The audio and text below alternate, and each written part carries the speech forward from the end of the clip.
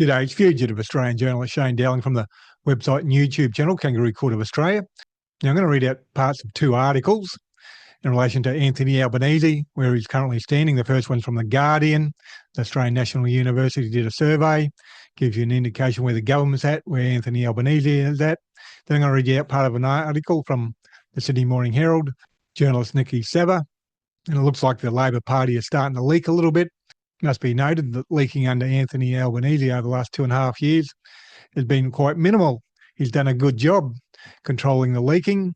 If you go back to when Kevin Rudd was Prime Minister and then Julia Gillard and then Kevin Rudd again, well, the government was leaking like a sieve as they were backstabbing each other. And the same can be said when Tony Abbott was Prime Minister and then Malcolm Turnbull and then Scott Morrison. The governments were leaking like sieves as they were backstabbing each other. Now, the Guardian article was published on Wednesday, the 4th of November 2024, and is titled Confidence in Federal Labor at Morrison 2022 Election Loss Levels. Poll shows. And it starts off, just 38% of Australian voters have confidence in the federal government, a level approaching the lows before Scott Morrison was voted out of office in May 2022. That is one of the key results of an Australian National University study, which nevertheless found the Prime Minister, Anthony Albanese, had significantly higher favourability than Peter Dutton leading into the 2025 election. ANU's Centre for Social Policy Research surveyed 3,622 respondents between 15 and 25 October for its paper on perceptions of democracy and other political attitudes in Australia.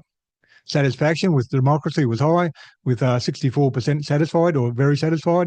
Young people were particularly happy with the direction of the country, with 67% of those aged 18 to 34 satisfied or very satisfied, compared with 60% of the general population. But the study contained some concerning results for the Albanese government, with 17.4% of the respondents saying they had no confidence at all in the federal government, 44.8% with not very much confidence, 32.8% quite a lot, and just 5% a great deal of confidence.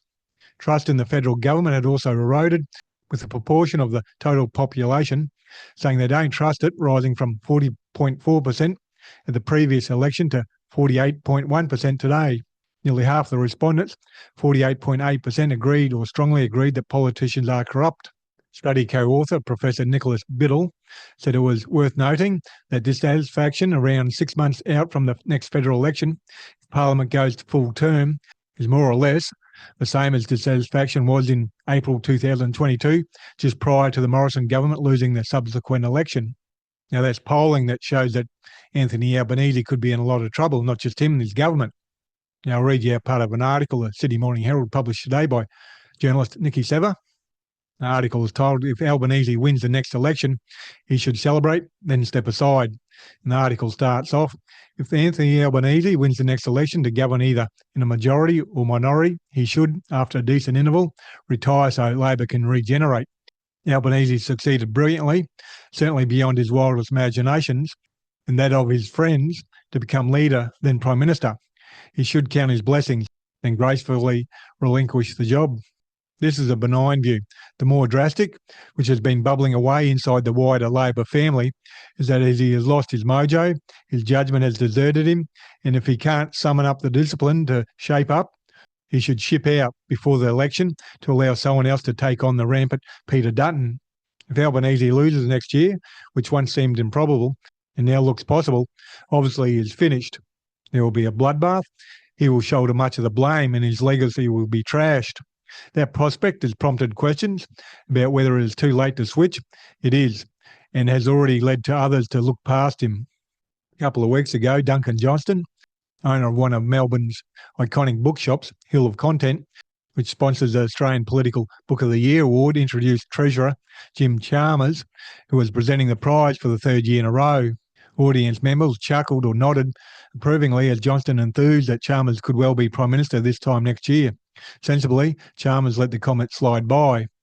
It seems destined to continue during the campaign, with Dutton emerging unscathed from his media encounters, paying little or no penalty for inconsistencies or vagaries, while his sharp lines skewering the Prime Minister are amplified by his cronies.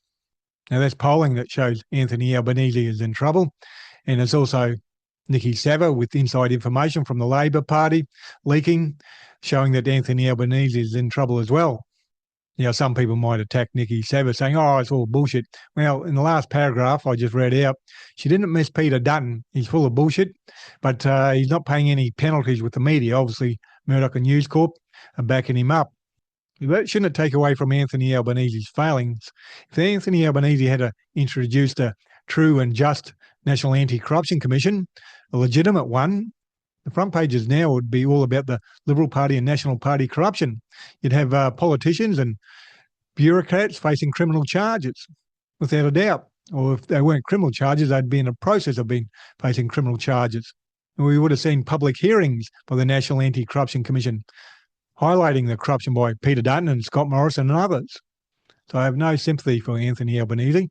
His position is his own doing, and who knows, he might scrape over the line at the election anyhow. Anyhow, please hit the like and subscribe button and notification button. Please share this video on social media. Kangaroo Court of Australia's independent media. I publish a website and a YouTube channel, and I'm 100% crowdfunded from viewers like yourself. So please support my Patreon account or PayPal account. Other than that, thank you for your time and have a good day.